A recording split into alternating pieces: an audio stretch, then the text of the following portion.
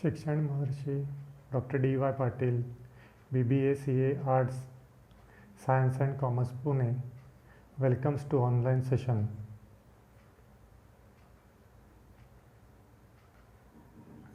Today in this session we will see subject Elements of Company Law Unit 1, that is the Companies Act 2013. The learning objectives for today's session are Introduction and Concept of Companies Act 2013, Company and its formation, the features of Companies Act 2013. We will study company, meaning, nature of company and characteristics of company.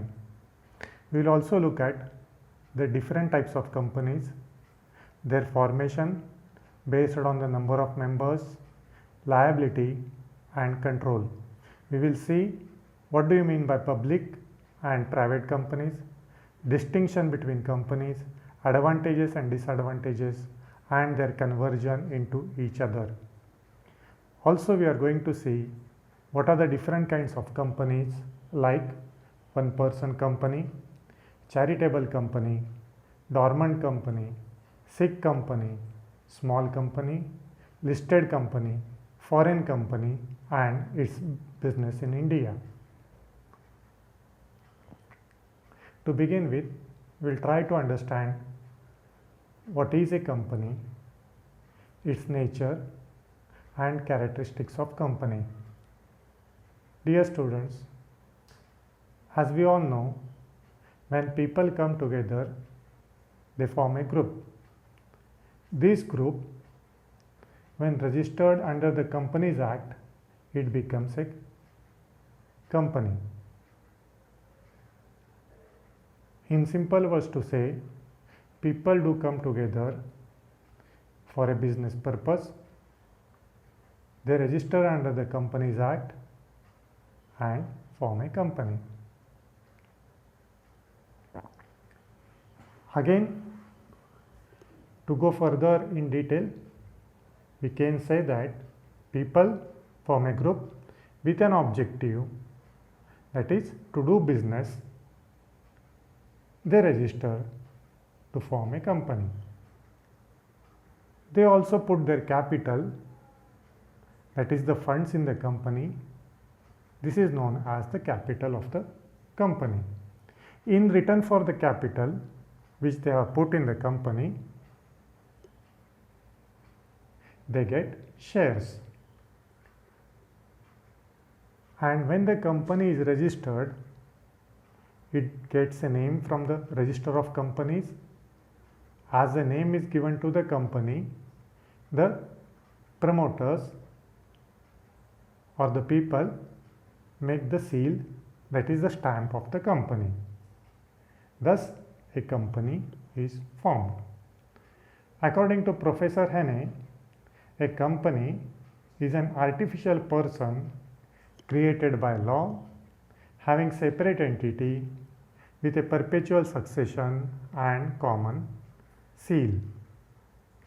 Now, we look at the characteristics of company one by one. First, it's a voluntary association.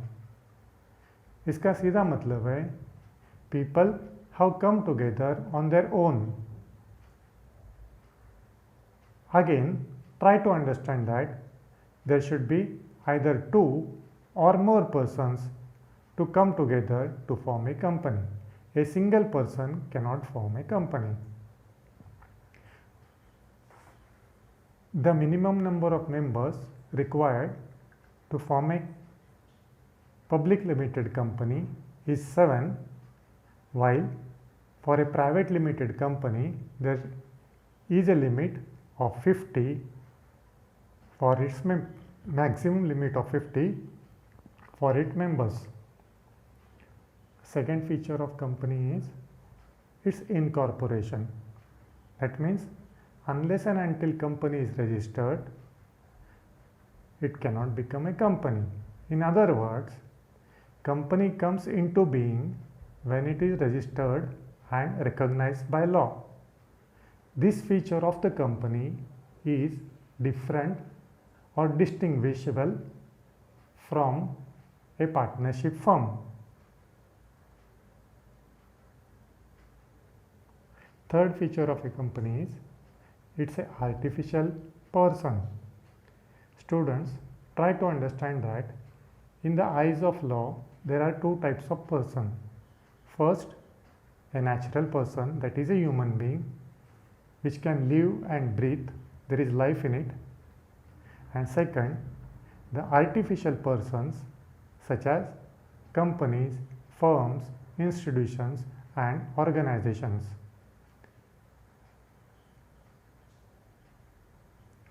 What is the difference between these two persons is human beings can breathe while other person, artificial person cannot breathe.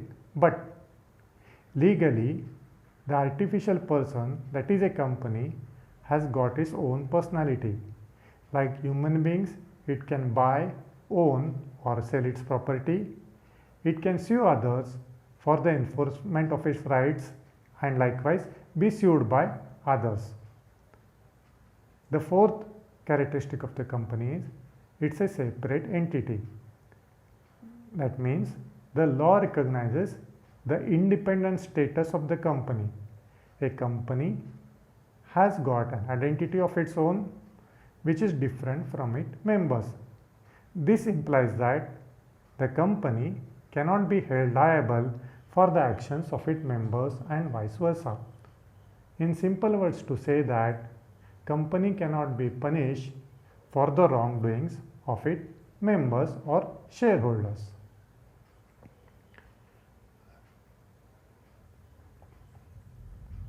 Next characteristic of the company is perpetual existence. A company enjoys a continuous existence. Retirement, death, insolvency and insanity of its members do not affect the continuity of the company. The shares of the company may change millions of hands, but the life of the company remains unaffected. If all the members or the shareholders of the company die, then also the company can continue its operations.